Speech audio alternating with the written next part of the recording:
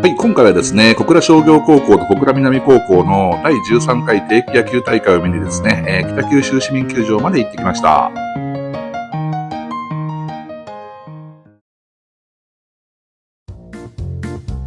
はい、それではね、到着しましたんで行ってみたいと思いますね。今回ですね、小倉商業高校と小倉南高校の定期戦というのはね、初めて行くんですけれども、非常に楽しみですね。で、この2校というのはですね、昔ね、選抜高校野球大会にね、アベック出場してるんですよね。それがね、45回大会のですね、1973年大会だったかな。僕がですね、74年生まれなので、生まれる1年前なんでね、52年ぐらい前ですかね。で、その45回大会っていうのはですね、かの有名なね、昭和の怪物江川卓さんがですね、作新学園のエースとして登場しまして、ガチガチのね、優勝候補ですよね。でね、なんとね、小倉南高校がね、よりによってね、1回戦で当たるというですね、とんでもないところと当たりましたよね。そして小倉商業の方はですね、初戦で東京の名門 OB にと当たりまして、なんとね、これ勝ってるんですよね。そしてね、次の試合でですね、その年優勝したですね、横浜高校と当たってるんですよね。だからね、もうね、ほぼ隣同士みたいなね、公立高校2校がね、アベック出場することもすごいですけれども、まあね、優勝にね、携わるね、2校とね、対戦できたっていうのもね、すごいことだと思いますね。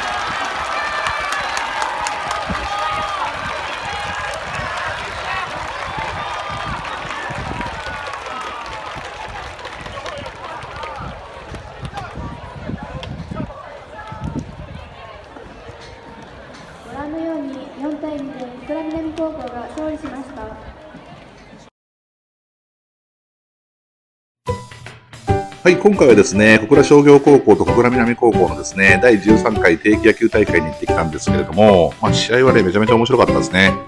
で、僕は毎回ですね、野球見に来るときっていうのはね、試合だけじゃなくてね、応援席とかもね、含めてね、楽しむんですけれども、商業とね、南の中ではですね、応援団がね、あんまり前に出ないので、コンバット系のね、応援っていうのはなかったですけれども、割とね、昔ながらのね、歌謡曲とかね、今風の曲とか使ってね、すごく面白かったですね。でね、未だにね、やっぱりね、パラダイス銀河とかですね、宇宙戦艦ヤマトとかですね、あれって多分僕たちの世代からね、ずっと吹かれてるものなので、多分今の子たちね、光源氏とか知らないと思うんですよね。なのでね、やっぱり先輩たちがね、着実にね、後輩たちにね、バトンを渡し続けてますよね。